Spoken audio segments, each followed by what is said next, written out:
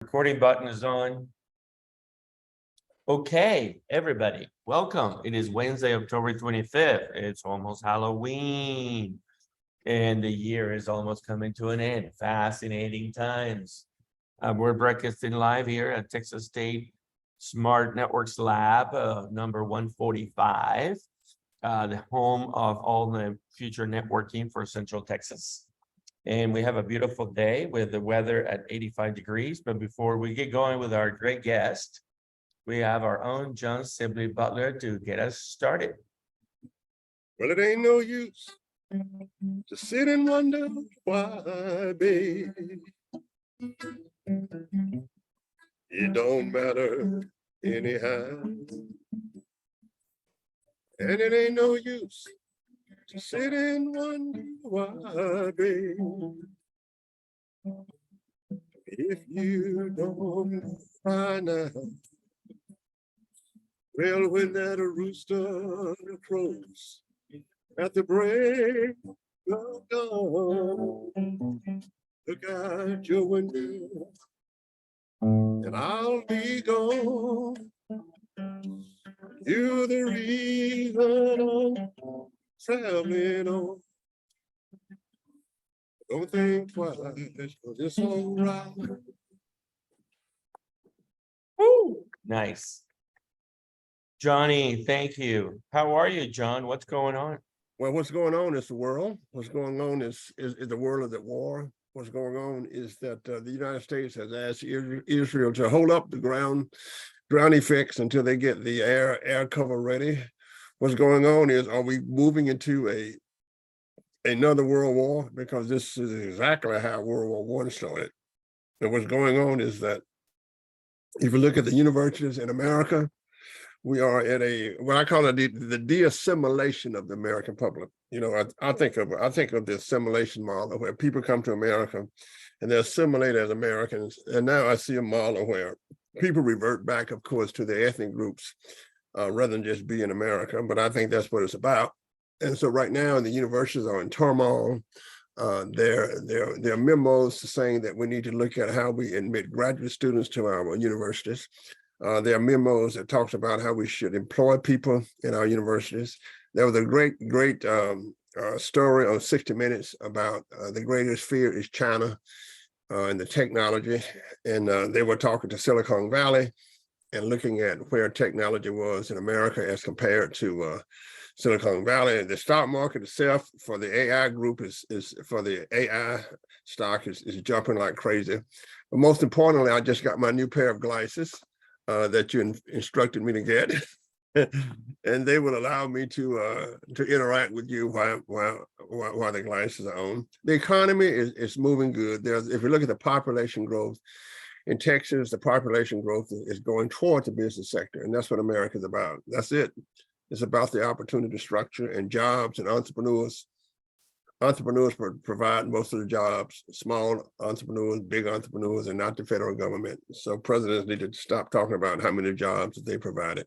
So we try to concentrate on the entrepreneur sector here in Texas. Absolutely. Big number is, and I have a good friend who from Shreveport who might take that Speaker of the House up there in the he's a good Shreveport guy, a good Tiger, and I think he's up today. They had 3 to drop out. And I think that he's up to date. So, Andreas, it's an interesting time for us to be here. Yeah, absolutely, absolutely. So before I go to, Llewellyn King couldn't be here today with us, and I'm excited that we have a big crowd today listening. And Victor Carr is such a draw. So anyway, I'm showing my new Ray-Ban Meta glasses. They come with the camera. I'm gonna take a picture of y'all, and now I'm gonna start filming. And you can see that there is a little light, and I start filming. I need to turn it on. That's what needs to happen. There we go. Well, mine came this morning, and I'm making sure that they're plugged in and. Yeah, and these are amazing AI. I can talk to it, ask questions. Like ChatGPT. And plus, you look good. Plus, it does for your looks. You look good. They're fascinating. Anyway, Victor Carr, you're here with us good old buddy, Austin Energy, City of Austin, back to Austin Energy. He runs all the innovation at Austin Energy. Everything goes through his hands. That was kind of my fault. I turned him into a walking MacGyver. He can fix anything, build anything. Victor, how are you, sir? I'm doing great. I'm out here in Houston at the Enterprise Augmented Reality Summit. There's some pretty cool stuff happening coming to us in the near future here. Meta just announced some things as well. So you just got those glasses. They got something big coming after that. Well, I think that the glasses are the beginning of, he has been investing a ton of money on virtual reality, augmented reality, where the future of the digitalization goes, and really on the training, on the, sort of, if you all remember that scene in the movie when Trinity needs to learn to fly a Huey helicopter. And that imagine the advantage of that in the field when you're a worker and you're trying to fix something, and now you can have all this data come to you, right? And that's powerful, really powerful. And those are the first things that I see as an application, right, on the power lines or emergency responders or anything. And so I'm excited that you're there, Victor. So real quick, the audience, you always got to assume the audience doesn't know everything. So you work at Austin Energy. Just, I think most people know Austin Energy is a public utility, 7th largest in the nation, driving, more than the Austin city, the whole Travis County footprint, which is gigantic, and then even connectivity to LaGrange and SDP, this nuclear power plant and all that. But tell us real quick, what are you working on these days? What's your kind of focus and what keeps you up at night, and how is Austin Energy doing? Well, Austin Energy is doing pretty good, I must say. We're working on a lot of different technologies. Future technologies we're working on are right down the alley of the augmented reality, as well as virtual reality. We just started out doing fire training. So we can get people OSHA certified in fire safety by going through our VR program right now. So we've already started that, and we're getting that so that we can be 100% OSHA certified in fire training. We're looking at doing some augmented reality, researching, trying to get the information from the control room into the field. How can we get the actual workers out in the field to be able to put glasses on like you just did, and be able to see a pole and see the attachments and see the power flow and see all of the information that they have to radio in or grab a laptop to actually see, so they can actually go and look at hands-free, by the way, in a safe environment, see what's going on, so that they won't have to step into an unsafe environment. A lot of those things hinging on the ability for IoT devices. How can we put some apparatuses up there to where we can see things like polling or pole jitter to see if someone's actually doing a pole attachment illegally, or somebody hits a pole. We're also looking at different technologies with drones. So we have our drones in the air and we're flying all the different missions. But how can we do some automation to where if there's a situational awareness, to where if a situation happens, a drone automatically gets dispatched to that area and that focal point is sent back to the control room. So that's just a few things. I don't know if you want me to keep going, because I can do this all day. Well, Victor, let me just say I really enjoyed your participation at Digital 360 this year at Texas State. You did a fabulous job on looking at all of the complexities that you do have. And I see that everybody is looking at and going into all of the new technologies. And I think from your talk, if I remember, let's talk about renewables and some of the ground gut stuff where you get on the television and you get on the news, right? I'm gonna act like I'm a 60 Minutes reporter, which is frightening to me even, right? But let me. What percentage, let's get down to what percentage, I think it's about 45 or 50, I do follow Austin Energy. And I've spoken in Austin Energy before on new technologies. But Victor, when you look at the renewables for Austin Energy, I think we're up to 50%, I'm not sure. What's your goal there? And the other question I always have is, what technologies would it take to increase and get stuff back on the grid? And so that it could be real time. Where are we in terms of the renewable stuff, and I know you buy probably from 80 or 60 or 70 utilities, right?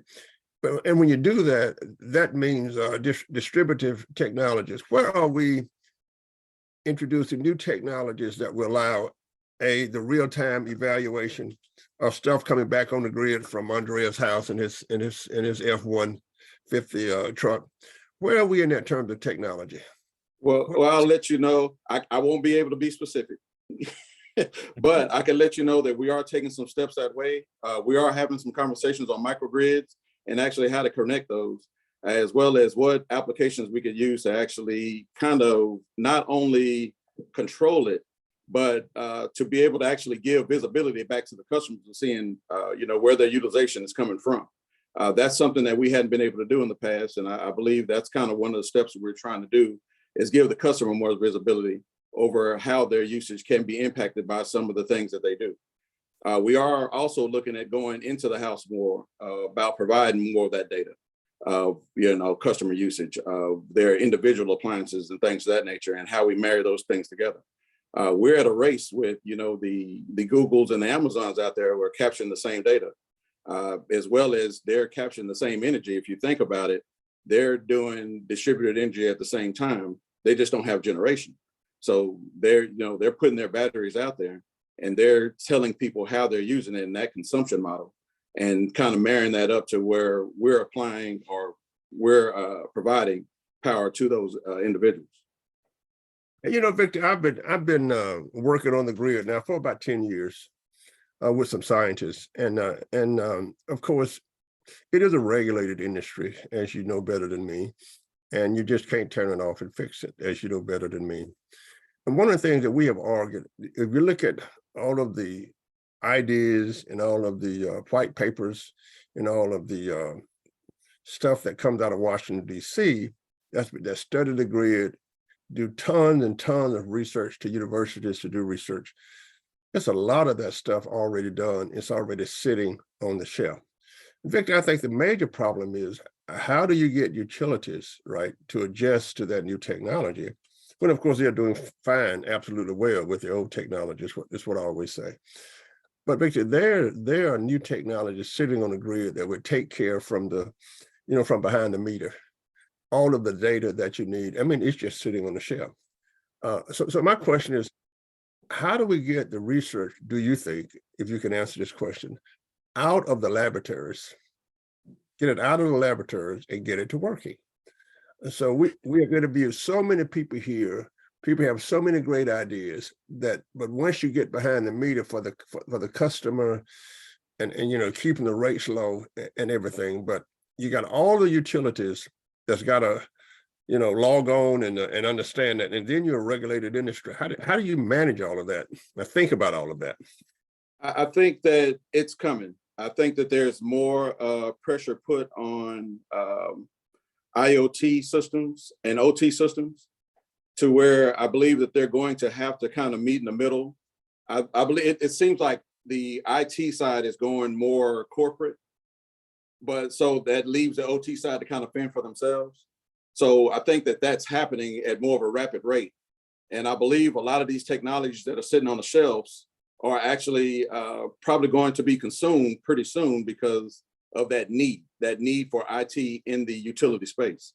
Now, as you said before, we've been creating power for over 150 years the same exact way, right? We've been spinning magnets and putting them on a wire. Well, that hadn't really changed much.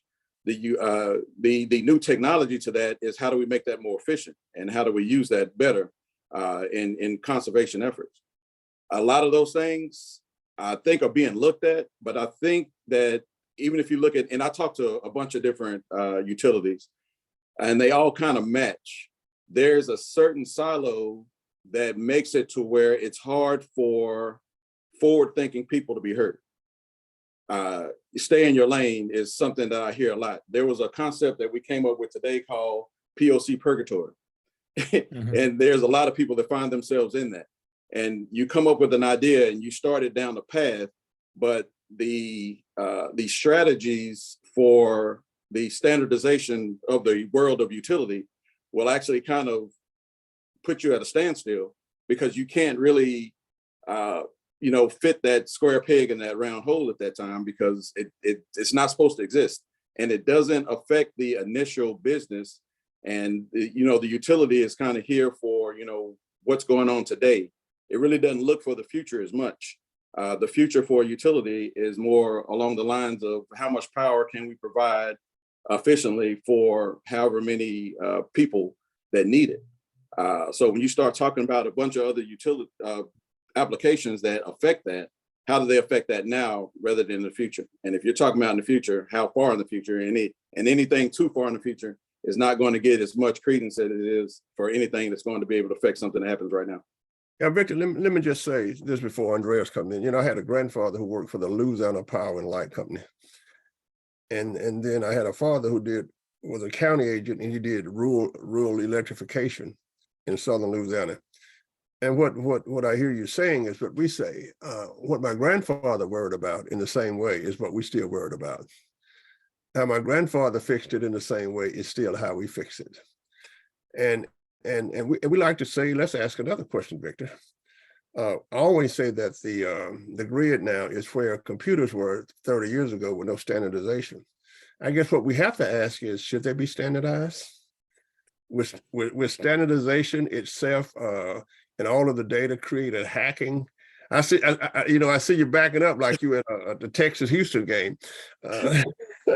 Rangers. I mean, does it have to be standardized? Are we moving too fast? In other words, if we are still making billions of dollars, the utilities off of my father's electrification in southern Louisiana, then do we need to change? That's another question. That's a very good question. And for anyone alive right now, the answer is no.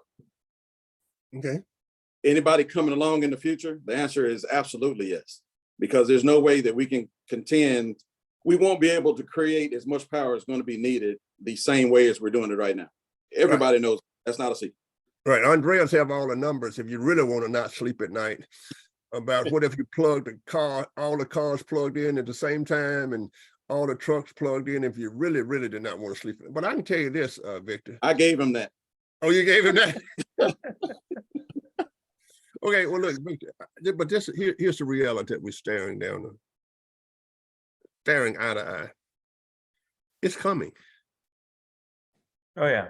It's coming. So when I asked that question, the answer, well, just as sure as, Texas will play for the national championship this year, it's coming.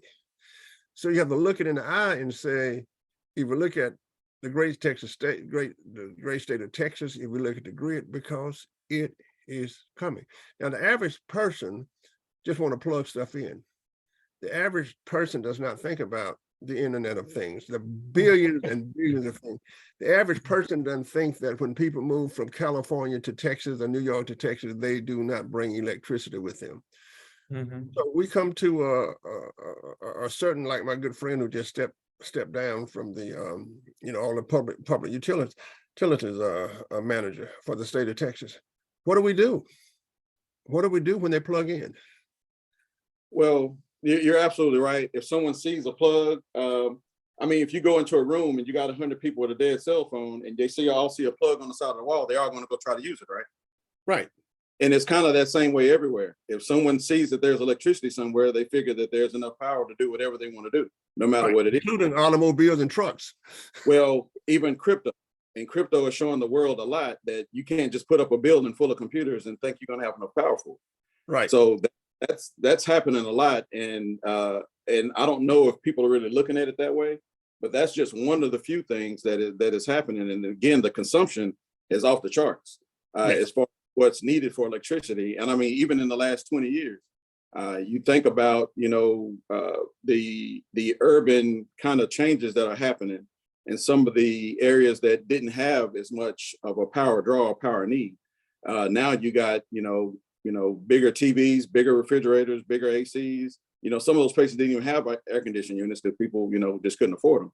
Right. Now, they, quadruple those in that 1 square block. So there's more consumption happening, and we have to be smart enough of how we're going to be able to do that. And the people themselves aren't that smart unless we provide something to them to show them what's going on.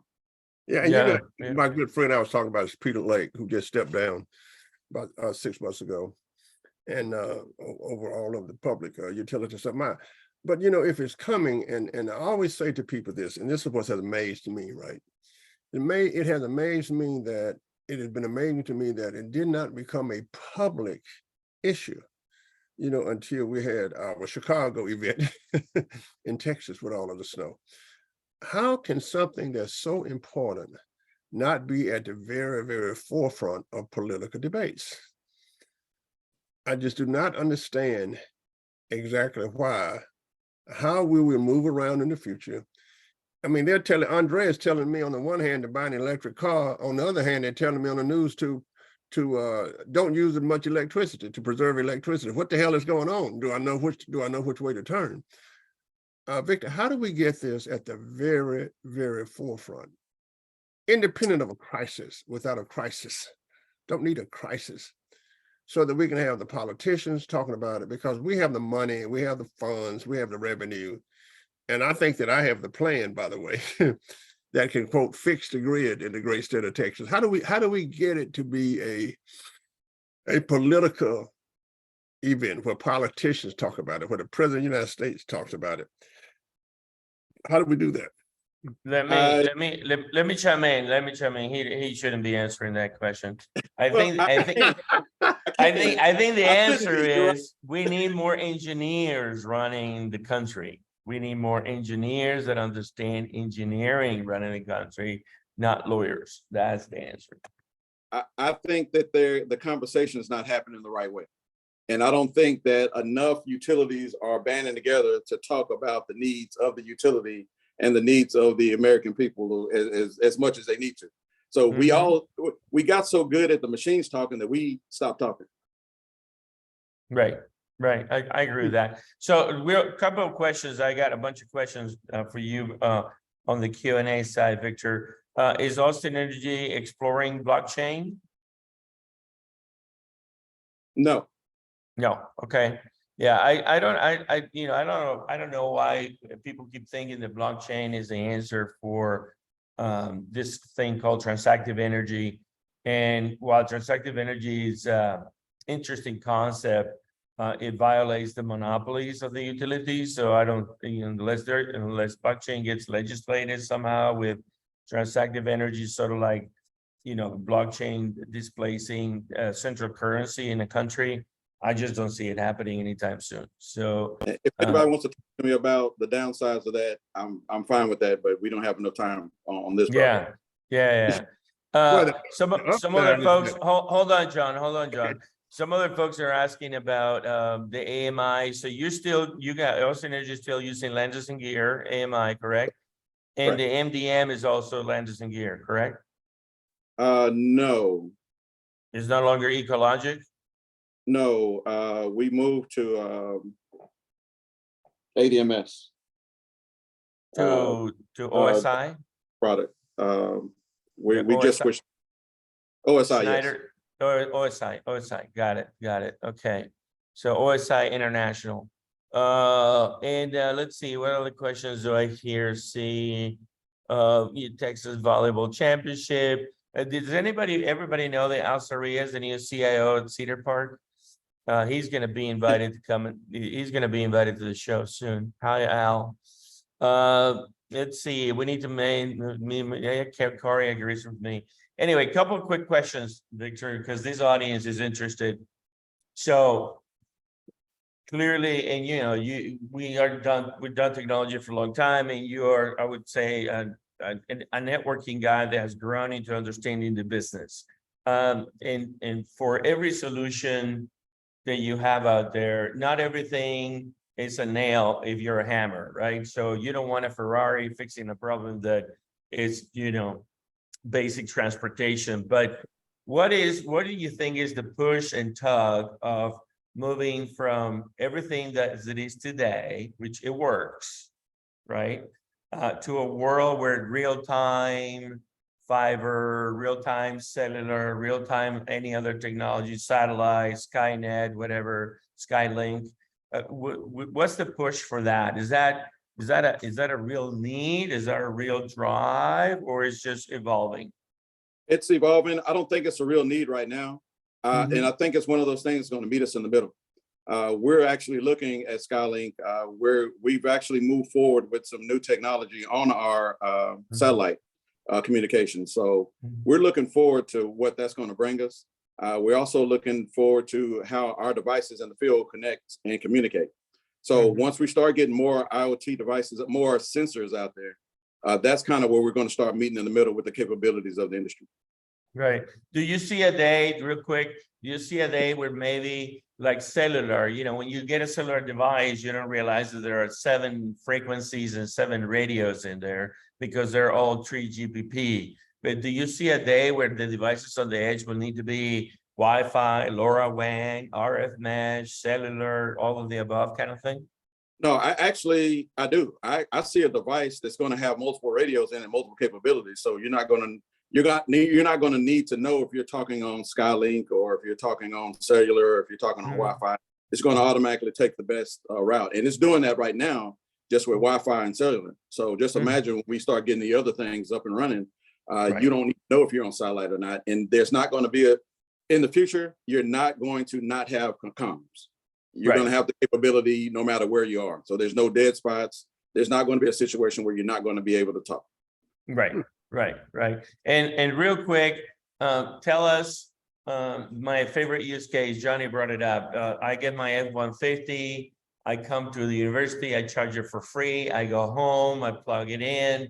I run the house from the F-150, and I sell energy back into the grid. That a lot of people talk about it. We wrote about the use case in Pecan Street in 2008 for the first time. How far is that use case from potentially happening, from the utility actually having the infrastructure and the sensing and the ability to manage that? How far are we from doing that if we wanted to? We're not as far as I wish we were, but we are close. We are closer. Having the ability to turn off a meter remotely got us very close to that. So if we can turn it off, we can turn it on. We should be able to make other decisions based off of that. And if we do some things, in the background, as far as automation, AI is going to play a pretty good bit in that as soon as we start adopting it as a utility, or as all utilities. That's going to play a good deal into that, because it's going to be able to make some decisions that we don't have to be there for, or we don't have to actually touch something. So I kind of see that happening all the way to the point of, the Amazon model. And I mean, it's been told before of, if you have battery storage at your house and you want to sell it to your neighbor, why can't you do that? And I don't know if that's going to be able to go through the utility. It may be kind of a point-to-point thing, or it may be a different market. But I kind of see that happening, being able to sell your own power that you have. Interesting. Go ahead, Johnny. Yeah, the other elephant standing in the room that we always get is, why won't Texas join the national grid? Senators have asked the question.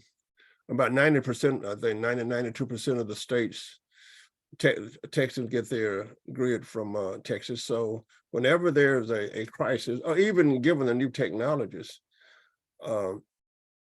why we're not Texas? And you don't have to answer this, just think about it, because but it's always out there. I get the question all the time. What the hell? And I just said, because it used to be a country, and just not interested in shaking hands with anybody else. But from a technical point of view, let me just ask you this: would it be advantage? Would it to tell Senator Gray Caesar, I think it was, hey, it's not advantage. It's not an advantage to do that, or it is an advantage to do that. What would you say? I would say it's not a benefit to anyone outside of Texas.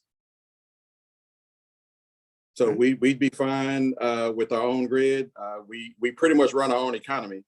So everything that happens in Texas kind of happens in Texas. So I don't think connecting outside of Texas grid is a benefit to anyone inside of Texas. Okay, Sam Houston, let me ask you this, Sam Houston. In terms of how the country think about Texas, and if the grid, it's like Microsoft saying, I think, that, well, we're gonna run our own Windows here in Microsoft, and nobody else can have a Microsoft computer. Now, Mr. Sam Houston, when it comes to the state of Texas, I'll ask you this in a different kind of way. Why do you say it's not beneficial? That is, if the grid goes out in Connecticut and is connected up, then they can hook up with Texas, and Texas can help with Connecticut. So, Mr. Sam Houston, can you please answer that question? Can you give me one positive benefit, Sam Houston? And by the way, you better look at it. He is. I mean, can you tell me one positive benefit of why Texas should be by itself on the grid, and then one negative of why it should not? The resources needed to be able to get the grid back up to Texas from any of the nearest connections would be immense, and it doesn't exist. So you don't have the support to support that cross connect, being that we're so far away from any other grids. But if we had the technologies to make it everything like a Microsoft, right? So Microsoft down, if I'm in issue, I can have it downloaded. And of course, it also brings into the issues of hacking. But the whole idea is to have the American grid hooked all together so that everybody can know where everything is going.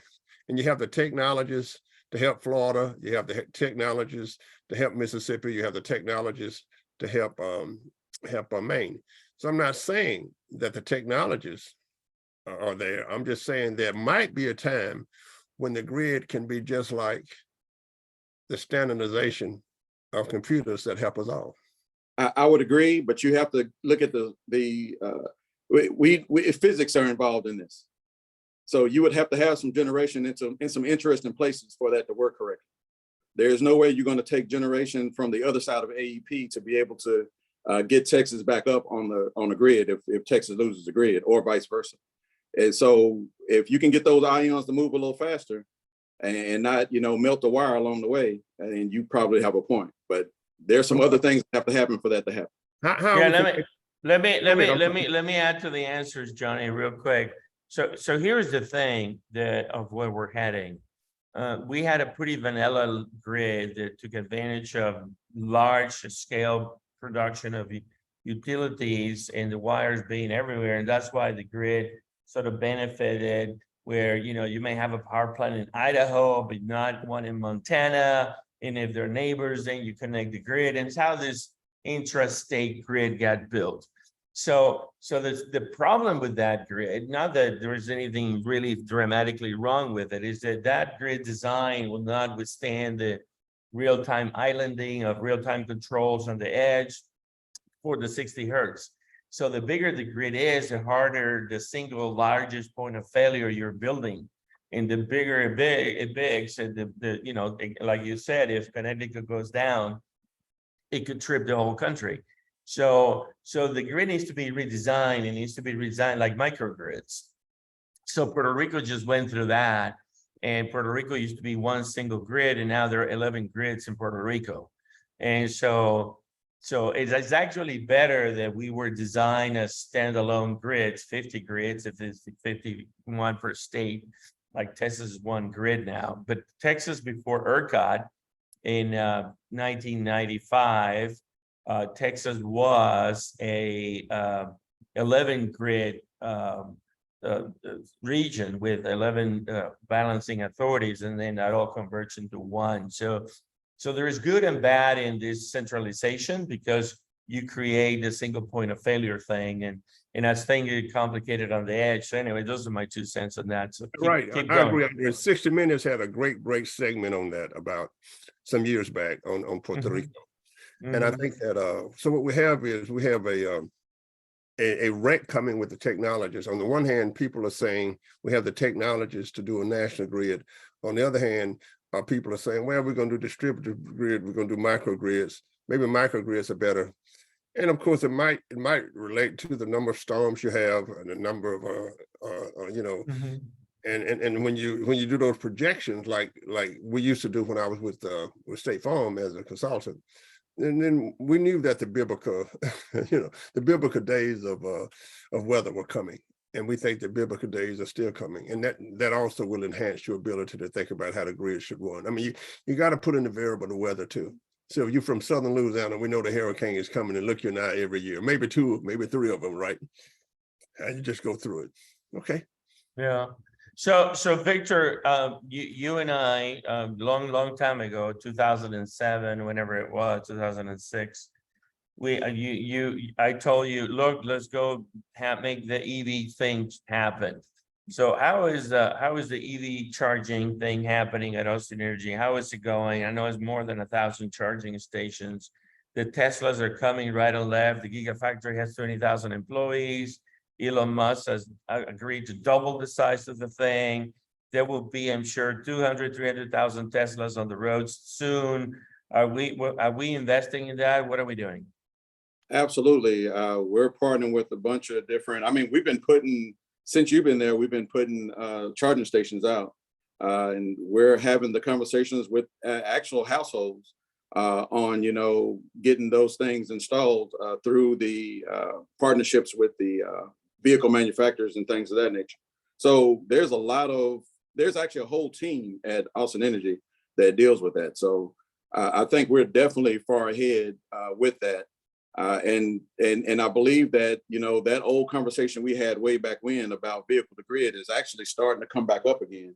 And that one thing that, my input to that whole equation was the communication pins on the actual plug.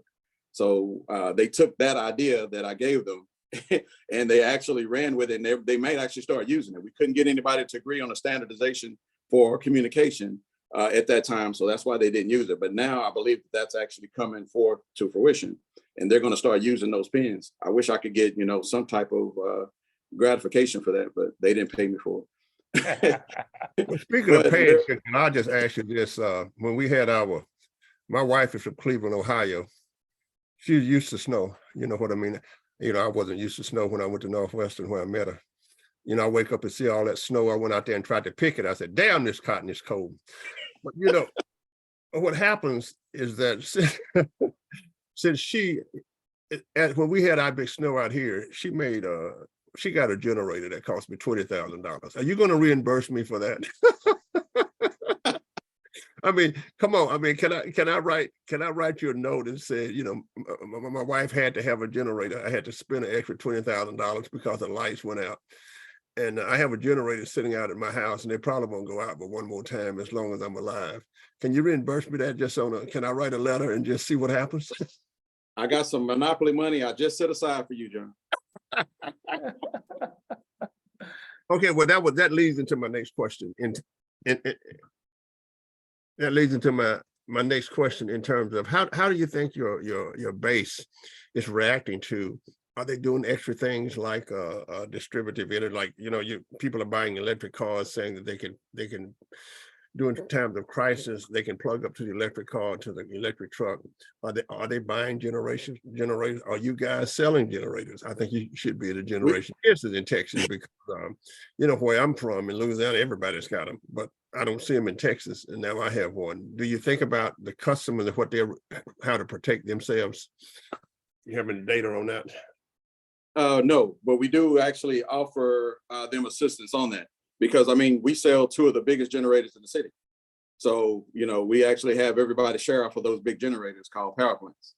So once we get that to you, if there's really not a situation where those things go offline very often, when they do, they make world news. So they're pretty reliable. Now, in certain situations where a tree may fall on your line or something like that, that's going to be a local issue. And that's something that you could prepare for if you needed to. But on the other hand, it may cause more problems for you. And there's also some technologies we're looking at so that we can kind of help with the safety of that situation. If everyone had generators and they're all kicked on and they don't have the right transfer switch to stop power from going back to the grid or back onto the poles, and we're out there working to actually fix the issue, we could come in contact with an unknown power source. So we kind of have to look at that on both ways, from the corporate side or the utility side, as well as the consumer side. So you need to know for a certain area the number of generators that are there, so you can trace in real time where that power is also. That makes a lot of sense to me. And we're making steps for that. Hey, Victor, a couple of quick questions here. I'm looking at the time and want to make sure that we cover a bunch of things. when you look at the journey of the virtual power plant, which starts with, demand response, we installed the first demand response system, 2004, converters, managing thermostats and stuff. I suspect, I don't know where the number is at. When I left, it was 100 megawatts of control. I'm sure it kept growing. It's still growing. Where do you see that happening? What's your thoughts of, is that going to happen ever? I mean, is it possible? It's very possible, and I think it's going to happen. Like I said, the more that we do on the OT side is going to make that actually happen a lot faster. And that should be, you know what, I'm going to say that outside of the, I guess, political issues, next 10 years, you're going to start seeing that really happen for a lot of utilities. Mm-hmm. Okay. Couple other things real quick. Clearly, utilities owned by the government have a challenge with, spending too much money. The world seems to be pushing more and more open systems, cloud systems, things like that. Where do you think that the balance of proprietary, behind the firewall, full control versus cheaper solutions in the cloud that, X, Y, and Z, how do you see that balance happening? I think you have to look at it more this way. It's what you can support. So, a lot of people go into kind of looking at someone else's business model. You have to look at your own business model and find out what you can support in that model. Because things can get very expensive when you put them on the cloud. It's supposed to kind of avert some of the funds, but it ends up getting more expensive because you don't realize how many transactions you're doing. So imagine if you did all of your transactions for every single meter in the city and you put it in the cloud. That would be millions of dollars. Just in transaction fees. So you'd have to kind of think about how you'd want to do that. And so I would think, internal clouds would actually come into play there. And then some type of hybrid after that. And so you kind of grow into whatever the scenario you needed it to be for your company. And that goes for everyone. Yeah, I agree. I think that if you look at what we used to call dumb computers, everything was in the cloud back in the day, as they said. We just had a dumb computer, and then when we started putting software in PCs, it changed. But I think so. I think you would look at the cloud activity as it becomes more expensive, then people will go back to looking at and having just the server sitting in their store, or even sitting at home rather than the cloud. The other thing that we have to ask, though, is are the data safer in the cloud or in the home cloud, right? So if I ask Andrea, say, I need to set up a home cloud, that Andreas can do that in 3 seconds, right? Come and put in a server. So, but if you look at what's happening in the civilian sector, and that's where the diversion comes, right? Everybody's moving toward the cloud, but also as it gets more expensive with transactions, I also see a movement back to the local kind of cloud, or what we call the server sitting in the server room. Yes, I agree with that. That's a good observation. It should be studied more, because as consulting firms develop, whether it's IBM or whether it's Dell Computers, right? Everybody's looking at the cloud. But then if you look at how much energy it takes to run a cloud, my gosh, that's where the electricity is really moving. So at 512 CMG Consulting, we've looked at other kind of alternative ways to build cloud, facilities, storage facilities, and those kind of things. But I think that's going to be a huge issue in the future. Yeah, and I think it's going to go like that. So we're going to stop doing it. Look at the transaction costs. Yeah, Victor, we cannot leave the hour without talking about cybersecurity, one of your favorite topics. So clearly is a never-ending challenge. You can never have enough money or enough bodies to fix it.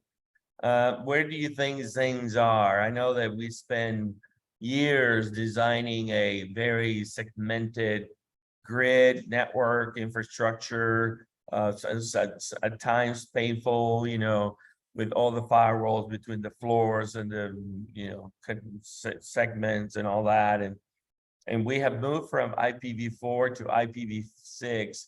Can you comment in any way or shape or form the challenge of keeping that up, maintaining as you keep adding hundreds of thousands of things? Is it harder? Is it the same? Is it's the way it is? Well, it's kind of the way it is. Let me take my innovation hat off and put my CSSP hat on. Mhm. The way of the world of data is you have to secure the data the way that you need it secured, and you only need to secure the data that is important to your business. And the reason I say that is because there's some data that a lot of companies waste money on securing that's open to the public. So if it's public Mhm. data, you leave it public. It's they own it anyway. If it's something that through let's say compliance or something like that, you create a model for that and you repeat that model as needed as you grow. And I believe that's what we've been doing, and that's kind of how we're able to scale our security practices for the data that we have. And you know what? I do agree with that, but there's another way to say it. The more data you have, the more you can create additional kind of models. That is, you don't want to get locked into a kind of sense where you only have the type of data that you need, because what's happening in business enterprise is going to happen to you too, is that there's a cross-fertilization where so many people are doing the same things. So I think it's best to have more data than you need, and from that data, you take about your theory of your business models, and then if you want to predict, the number of people coming to Austin, if you want to predict, using regression, the attitudes in the different parts of states. So I'd rather have a lot of data at Mhm. first, and then, all they do a correlation matrix and see what correlates with each other, and then they run a regression for prediction if it's a regression. If not, they do a logit. But I like the idea, Victor, getting as much data as you can, because you never know, right? And then data is going to be expensive, so the more you have it, and I think it should be coming in real time. Look at the financial models. And you have those same kind of models when I go on and look at the price of electricity. You can see it, you can see it adjusting based on use, right? Demand and Right. supply. And I think that's a good thing. But my advice, which is Victor, is always unbiased and correct. It's always is to get as much data as you can. And we do. Yeah, so Victor, who knew that being in the energy business it would be so exciting in 2023. I still remember when I agreed to join Austin Energy in 2003. All my Silicon Valley friends thought that I was crazy, that I was working for a dinosaur utility and nothing was going to be happening in that X segment, right? Little did they knew about me trying to change things. But no, I mean, it's the whole thing was just waiting to happen, right? And it's happening, and it's taking maybe longer than most, but can you imagine a more exciting place to be where, I mean, can you forecast here for, the next 3 or 4 years? I mean, more EVs, more virtual power plant, more AR, more training, more digital everything. Maybe there will be a metaverse for Austin Energy, selling energy on the metaverse to people. I mean, can you imagine anything more exciting? Oh no, man. We have a universe, and we have gas in there, we have water in there, we have electric in there. So we already started on the universe, and it's hopping. So I think we're going to be able to learn a lot faster, and we're not going to make as many mistakes because we have the capability of actually recreating a lot of the things that we're going to be working with before we actually build them. And I think Right. once we start using that more, we're actually going to be able to speed up a lot of the processes that we have. And I think we're going to change a lot of the training models that we have, because you're not going to have to train the same way. And you're going to be able to get training at a rapid rate to where you can learn how to fly a helicopter in 5 minutes. Not Yep. that fast. You understand what I mean? Yeah. So I'm excited because at CMG we are, we're working with EDX technologies for digital twins. We're working with Sentient Energy for grid sensors. We're working with Catalyst for grid data management. We're working with easy metering. We're trying to push a lot of these things. And then at the university at Texas State, we're building these labs. I'm talking today from the Smart Networks lab that, you know, everybody was here during the Ultra 60 Summit. And very excited about the possibilities. Today, we're finishing our evaluation of the 64 megawatt, 161 acre solar farm. We're picking a developer, and that's gonna get, you know, the decision made here in the next 2 or 3 weeks.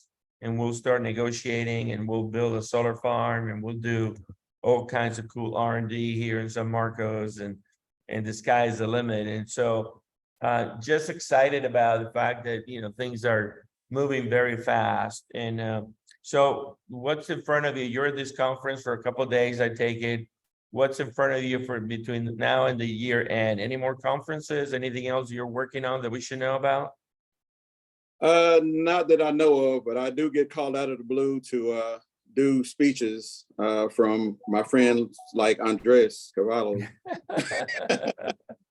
But no, I hadn't been asked to speak at any other events yet. I think something's coming up at the end of next month, so I'll see. And I definitely want to thank you. You put me on this path somewhat 17 odd years ago. I don't know how long it's been. Yeah. And I mean, we would not have the innovation that we have now if it wasn't for you.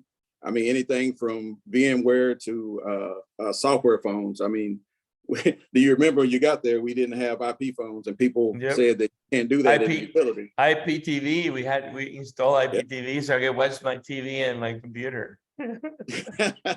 So all these things happen. He's already our hero. You forgot about the 32 books he's written. Well, I was kind of 48. Oh, I'm sorry, 48. You got me by 20. Hey, did you put me in any of those? Yeah, your name is in there. Yeah, sure. Oh, that means you owe me some money then. I want to be reimbursed for my generator. The monopoly money is not good. It's not good. That's right. That's right. That's right. Johnny, any party thoughts? Yeah, look, here's the deal. Where we are now in America, and indeed in the world, with our connectivity in the world. And remember, we're not just talking about the flow of electricity. We're talking about business enterprises. We're talking about supply chains. We're talking about new products that will be utilized to make the life of Americans much better. And I've always said that we need a vice president for the grid. You know, I did all the W stuff, President Bush's stuff. Yeah, we got our energy, but we need a vice president for the grid because I think it's so important. So Victor, you keep mulling along and look at all those new technologies, but I think you're going to have to fight to get them to work with all of the different utilities. I mean, why should I switch, Victor, when I'm making billions on the same technology that my father utilized in 1923? Why should I switch?